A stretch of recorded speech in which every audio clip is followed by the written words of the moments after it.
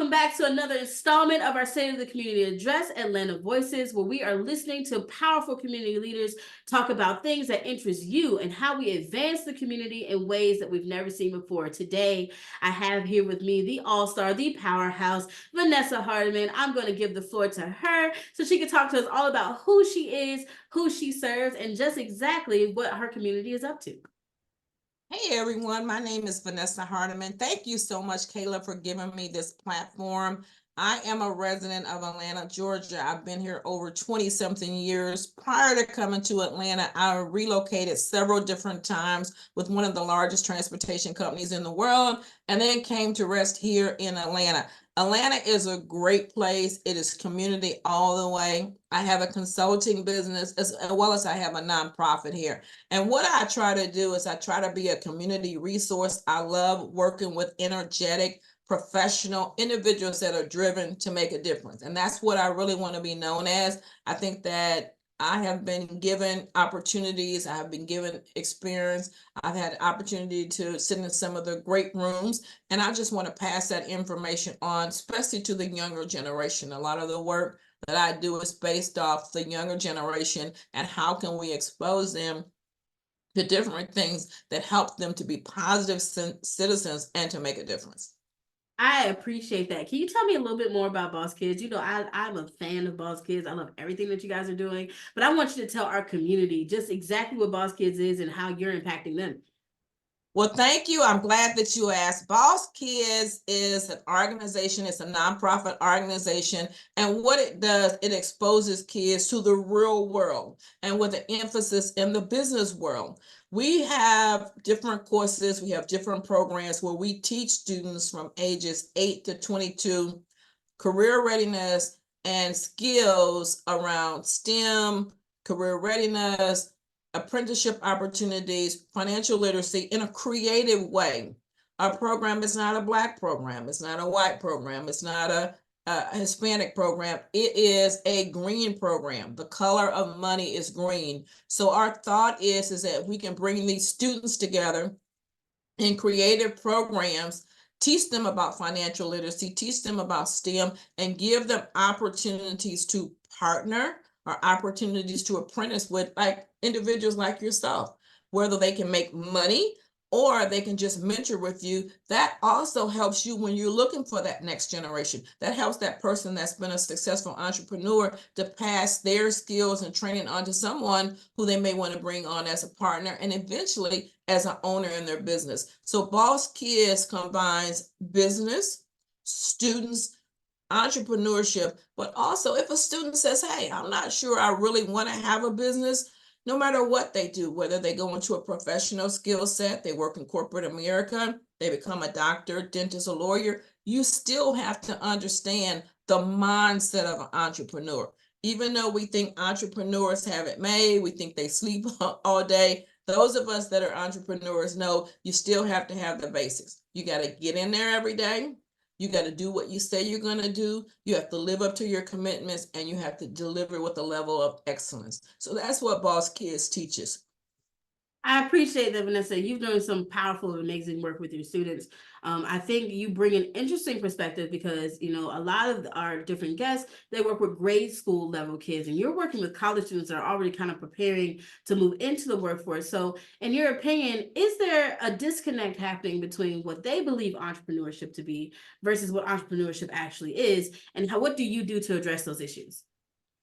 I definitely think that's a great question. I definitely think that there is a disconnect between what students think the real world or the world of work is, specifically the world of entrepreneurship, because they get a lot of their experience from social media.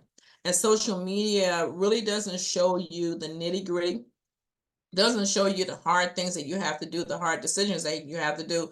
So they have a vision of something that they think is easy, that they think that they can instantly just go make tons of money up, and they can eventually. But just like whether you're working a job or you're an entrepreneur, those basics have to be there. So what Boss Kids does to address that, specifically with college students, and college students get it. They get it a little bit more than, say, a student in the 8th grade who's living at home with their parents, because these students are a little older. They probably have had a job before, they kind of sometimes know what that's about, but they really still don't have that full responsibility. So what Boss Kids tries to do is we try to have programs, contests, podcasts talking about the real world, bringing on educated guests, individuals that can help them understand what it is to be in the real world. And then also we partner with large corporations to have apprenticeship type programs where they sponsor events and they sponsor students to come and work. So we are very involved with career readiness for college students so that they really understand once they sign on the dotted line to either become an entrepreneur or a contract with a business, what it really takes. What is it like when you're the youngest person there and you're expected to do the work just like everyone else? It's the conversation after the orientation that Boss Kids really gets involved with. We try to be very honest with the students, but we also want to have a safe place where they have some individuals that they can ask questions about anything. So I love that piece. It's the conversation after orientation. So you've got the job. Like, what do we do now? And I think that, thinking back to my first jobs in my adult years, 'cause I had my first job when I was 12, y'all. But in my adult years, my first job, I always look for that person like, who's going to help me now that I've signed this dotted line and I work here now. And a lot of that stuff for us was kind of just like fly on by night on the go, unless you had a mother like mine that was going to teach you professional development and do those type of things. My other counterparts kind of fell by the wayside because there was not an extra hand or extra help to walk you into these roles and being a professional on how to dress and how to talk, how to move. And so I'm grateful that you do that. I did hear that you say that your organization is a green organization, and I love that analogy. I think oftentimes we do focus in on one specific sector of people, but what are the benefits do you believe having an organization such as yours that's focusing on being green as opposed to just serving one marginalized community or the next? I love that you asked me that. And the reason that our program is the green program is because we can all learn from one another. So an Hispanic student can learn from an Asian student can learn from a Caucasian student, a Caucasian student can learn from a Black student.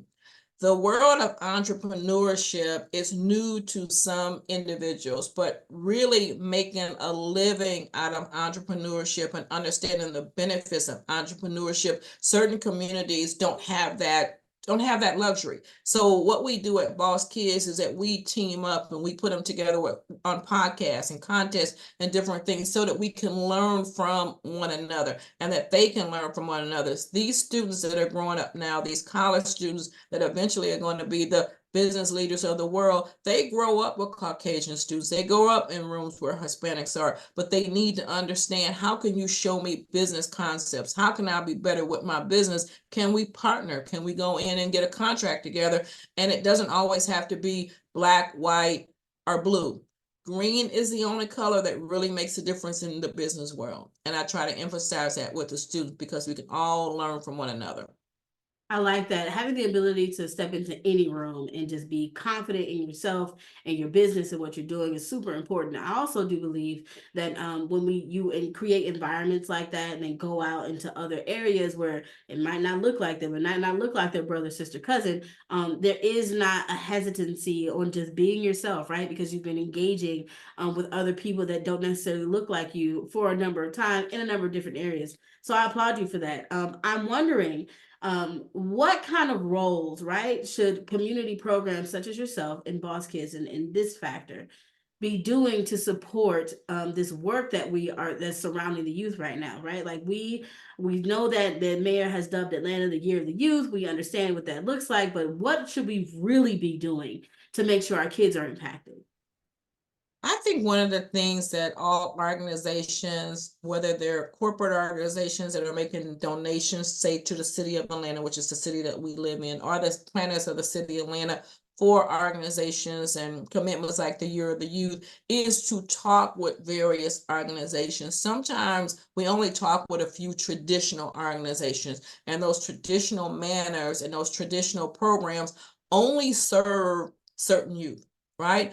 Programs like Boss Kids really emphasize entrepreneurship and the mindset of an entrepreneur. So we get those students who already have an interest in entrepreneurship, but also those students that say, hey, I don't necessarily want to have a business right now, but just in case I did want to have a business, I want to understand that mindset. Right now, there's multiple income streams that a person needs to have just to catch up, just to try and to have a home. As we know, home prices are going up, groceries are going up. So these planners need to really understand what organizations are out there and actually partner them. So a traditional with a non-traditional, and then that way you get the students that are maybe interested in, say, a Boys and Girls Club or Urban League or some of the more traditional normal type programs. So when I say normal, just what you would think is out there, as opposed to a Boss Kids. A Boss Kids is a creative. We're looking for the go-getter. We're looking for that kid that has that mindset of entrepreneur, but maybe they're afraid. Maybe they don't talk real well. Maybe they can't spell. We don't care, because those students sometimes are the most creative students. And if we don't catch those students, those are the students that fall by the wayside. Those are the students that end up in the criminal system, as well as they just feel disenchanted. They get left behind. And what Boss Kids wants to do, and what we want to say to the city planners is that let's put some organizations that are doing some creative things in the forefront and really put some funding with these type of organizations, because they can make a difference. I like that. It's this ability to see innovation happen in real time, right?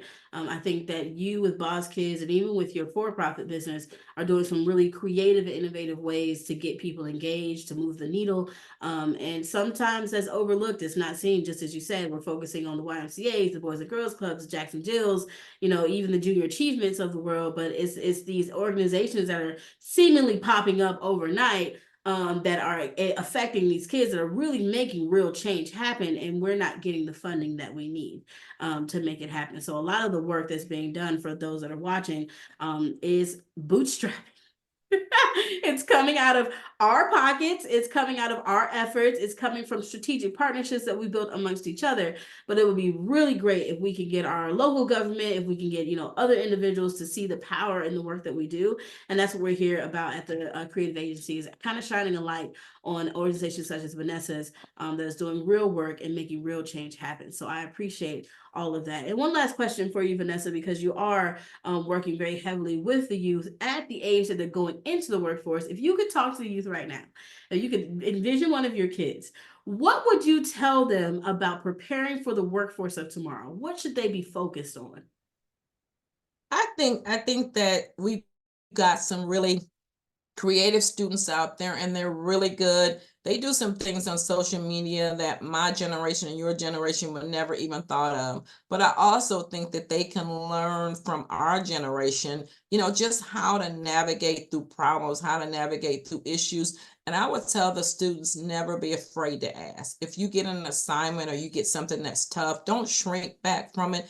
Ask that elderly person or ask that senior person. Go into your boss and ask that person, can you explain that to me a little bit different so that I can understand? Can you give me an example? I think that we all have to work together. And one of the greatest assets that I think that I really enjoy is I really love working with the students. I really love helping them to explore and to learn who they are and seeing them rise. But it's really me asking the questions, them feeling comfortable and talking with us, and us having a collaborative work environment so that we can get things done. And they want to talk with us, they just don't know how. So if we can kind of reach back and make them feel comfortable, it's the conversation after the orientation. How do you feel? How is it going? How can I help you? What are you struggling with? And then for the youth to be open and honest enough to say, hey, I don't know how to do a PowerPoint presentation. I'm not sure what your corporate culture is. I'm not sure when I should take off or not take off. But hey, by the way, I got a vacation coming up.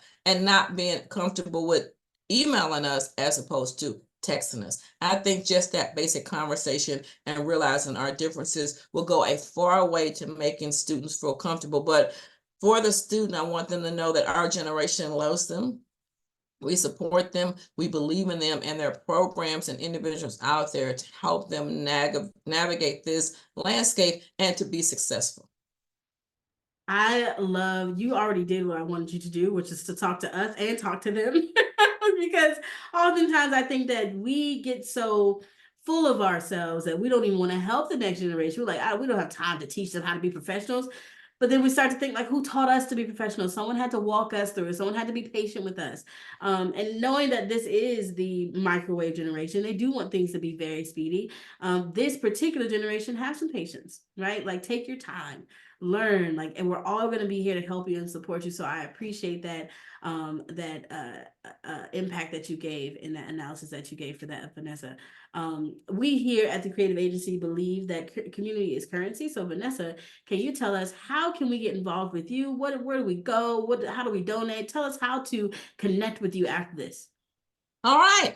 I love it. Thank you once again, Kayla, for having me. Thank you for all of your listeners. Once again, my name is Vanessa Hardiman. You can reach out to me for my consulting business, which is business strategies and solutions.co.